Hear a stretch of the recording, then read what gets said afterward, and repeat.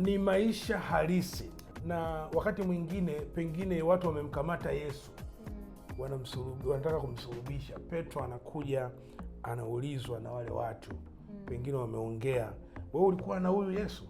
Petro anasema simjui mtu huyu. Kwenye digital space maybe kama kuna evidence kibao, kungekuwa na evidence kwamba kama wewe Petro, mbona ulilike? Mbona wakati amezungumza neno fulani ukaenda ukasema naunga mkono? Au fulani aliposti akawatagi. Akakutagi, mbona alikutagi? Kama alikutagi, mbona ulikubali? Kwenye Instagram kuna collaborate. Mbona alicollaborate, aliposti picha akacollaborate na uka accept? Wewe Petro unafahamiana na huyu. Kwa hiyo maybe Petro angetaka ajidistance, pengine angekataa collaboration. Maybe kama Yesu angeposti kwenye group, pengine Petro angesema, maybe Petro asinge comment. Ili watu wasije wakasema mbona unamuunga mkono. Hapo umenifanya niwaze kwamba hiyo kukataa hiyo ipo even in digital space.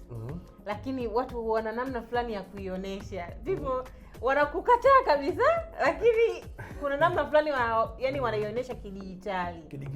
Yes. Ya labda pengine ni ile ku abstain, kutokuonyesha kwamba nimeunga mkono.